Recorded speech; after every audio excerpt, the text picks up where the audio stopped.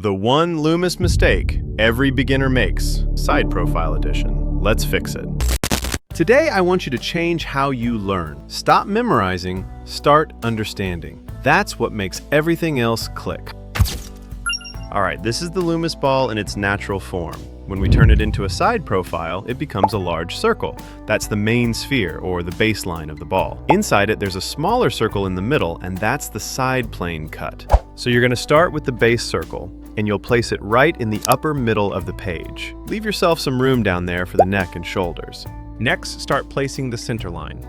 This line starts from the brow, that's actually why it's called the brow line, and runs straight up to the top of the ear. So, yeah, it's a little tilted. Simple as that. And the smaller circle, the one we talked about at the beginning of the lesson, also starts from the end of the brow, as you can see. To get it right, look at the bottom of the ear. Start it from the end of the brow, let it touch the bottom of the ear, then complete it in a circular shape, and you'll find it's accurate. And to place the jaw in the right spot, start by drawing a vertical line right through the middle of the side plane, or the middle of the smaller circle. From that straight line, extend it downward at an angle, and that marks the end of the jaw. Then, connect it back to the outer edge of the big circle. And with that, you've closed off the base of the face. All right, if you want to actually build this skill for real, my full course is right there. 25% off, but not for long. Tap the product image on your screen or check the first pinned comment for the link. Go grab it before the discount's gone. Now start drawing the necklines, both the inner and outer edges, front and back. Add simple lines for the shoulder bone and the start of the chest. These are all just basic guidelines to help us get the overall shape. As for the ear, like we always do in every lesson, it'll sit in the bottom right quarter of the side plane. It's always in that spot, no matter how the head is positioned. As for this last blue line, it starts from the inner edge of the side plane and runs toward the chin. Its job is to mark the width of the mouth, so it's not too wide or too narrow. And with that, you finish building the base of the head for this side angle. You can now erase all the extra lines you won't need and start sketching in the main features. Let's start with the nose. We always begin by drawing a small circle to represent the tip of the nose from the front. The nose sits right in the middle, between the brow and the chin. In this side view, we'll draw that circle outside the head structure. Then, we connect it from the bridge area up to the brow region. Keep it simple, and make sure to notice the little bumps and curves along the nose so you get the same likeness. Add the visible nostril. You'll only see one nostril here since we're working in side profile. Then draw the outer side of the nose, and you're done with it completely. Simple, and it won't take much time. Now let's move straight to the mouth. The mouth here also shows in profile, and it's simpler than its natural shape. We'll place two small circles to represent the front of the lips. Then erase all the extra guidelines and start adding the details of the lips and the line that separates them.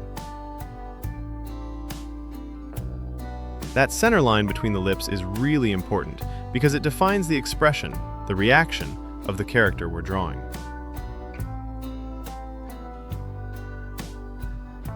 Then we add the upper lip line and the lower one.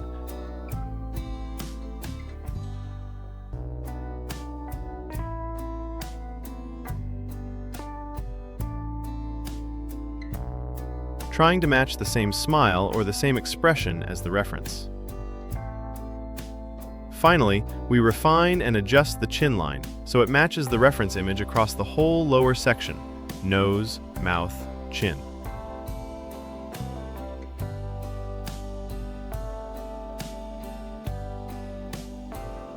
After that, we add some simple hatching strokes around the jaw and neck area and start distributing some shading across the head.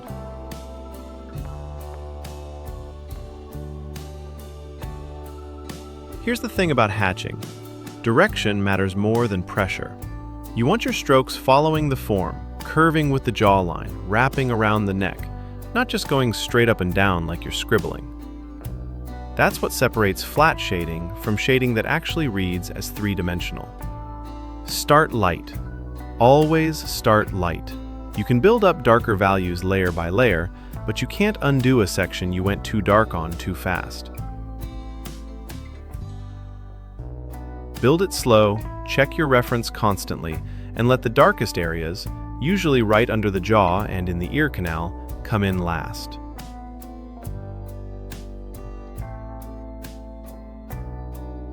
All these small lines are what give the shading its depth and give us a realistic look while still keeping that distinct hand-sketched feel. And if I've got one piece of advice for you here, don't copy my style. Study my process. Understand why I'm placing lines where I place them, but give yourself the room to develop your own hand. Everyone's hatching looks a little different. Some people go heavier, some lighter, some prefer cross-hatching, some prefer single-direction strokes. There's no wrong answer here. The more hours you put into practice, the more your own style is going to reveal itself. You won't force it, it just shows up after enough repetition. So don't rush this part. This is actually where most of your growth as an artist happens. Not in the construction lines, but right here, in the shading. After that, we add the eyebrows, one showing long and the other only partially visible, right along the brow line we defined at the start of the lesson. And with that, all that's left is the eye. But before I start drawing the eye, I like to give the space around it some depth with hatching, same style we've been using. I add some shading to bring out the brow bone and the eye socket area, so the eye ends up looking more realistic once we actually draw it. You could say we're prepping the eye to make its appearance.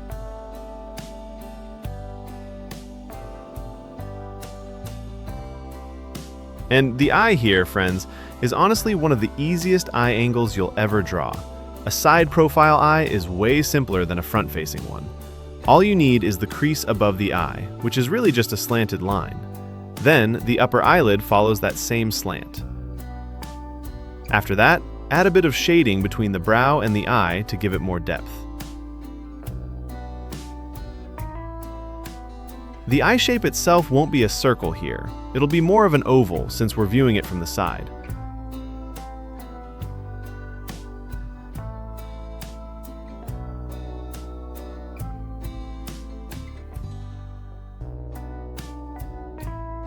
Draw the lower line with the same curve.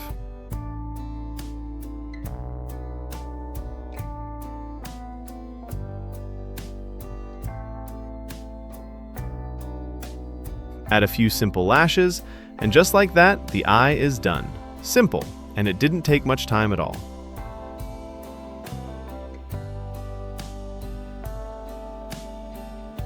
Once the eye is finished, all that's left is adding a bit more shading and refinement to the areas of the face that stick out, just to make everything read more clearly.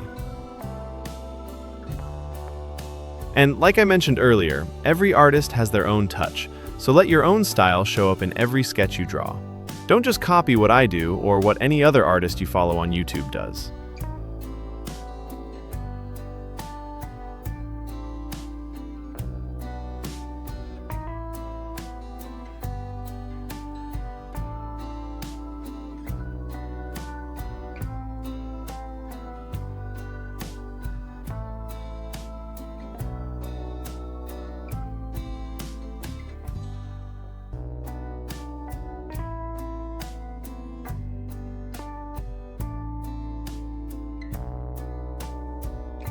And with that, friends, that wraps up today's lesson. If you've got any questions, drop them in the comments and I'll answer every single one. And don't forget, the course is still 25% off right now. Head to the description box or the pinned comment and you'll find the link to get it. See you in the next lesson.